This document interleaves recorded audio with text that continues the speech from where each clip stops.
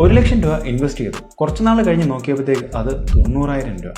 നമുക്ക് ക്യാപിറ്റൽ ലോസുമായി.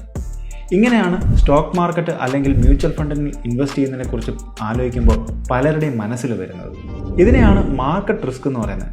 മാർക്കറ്റിൻ്റെ ഫ്ലക്ച്വേഷൻ കാരണം നമ്മൾ ഇൻവെസ്റ്റ് ചെയ്ത ക്യാപിറ്റൽ തന്നെ ഡൗൺ ആവുന്ന ഒരു സ്റ്റേറ്റാണ്. ഇതിനെ പേടിച്ച് പലരും FD അല്ലെങ്കിൽ ഇൻഷുറൻസ് ഇൻവെസ്റ്റ്മെൻറ്റ് ഇതേപോലുള്ള ഫിക്സ്ഡ് ഇൻകം ആയിട്ടുള്ള ഗ്യാരണ്ടീഡ് ഇൻകം ആയിട്ടുള്ള പ്രോഡക്ട്സിൽ ഇൻവെസ്റ്റ് ചെയ്യും. ക്യാപിറ്റൽ ലോസ് ആവത്തില്ലല്ലോ. പക്ഷേ ഇങ്ങനത്തെ സേഫറായിട്ടുള്ള ഓപ്ഷനുകളിൽ ഇൻവെസ്റ്റ് ചെയ്യുമ്പോൾ ക്യാപിറ്റൽ സേഫ് ആവുമെങ്കിലും ഗ്രോത്ത് കിട്ടത്തില്ല.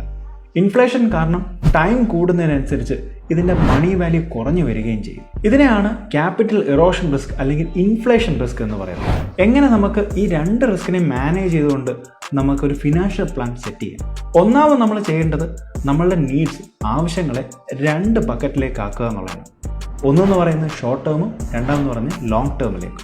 ലോങ് ടേമിലേക്കുള്ള നീഡ്സിന് വേണ്ടി ഇക്വിറ്റി മ്യൂച്വൽ ഫണ്ട്സ് ഇൻവെസ്റ്റ് ചെയ്യുന്നതാണ് എപ്പോഴും നല്ലത്. കാരണം ഇൻവെസ്റ്റ് ചെയ്ത സമയം കൂടുന്തോറും മാർക്കറ്റ് റിസ്ക് ഇല്ലാതാവും.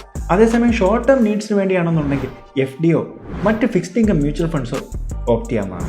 ലോങ് ടേമിലേക്കുള്ള ആവശ്യങ്ങൾ ഒരു പോയിന്റ് കഴിയുമ്പോഴത്തേക്ക് അത് ഷോർട്ട് ടേമായി മാറും. അതുകൊണ്ട് തന്നെ ഒരു പ്രോപ്പർ ഫിനാൻഷ്യൽ പ്ലാനിങ് ഉള്ളത് എപ്പോഴും നല്ലതാണ്. ഏകദേശം 70 മുതൽ 60% വരെ നമ്മുടെ ടോട്ടൽ ഇൻവെസ്റ്റ്മെൻറ്റ് ലോങ് ടേമിന് വേണ്ടി ഇക്വിറ്റി മ്യൂച്വൽ ഫണ്ടിലോ സ്റ്റോക്ക് മാർക്കറ്റിലോ ആയിരിക്കണം.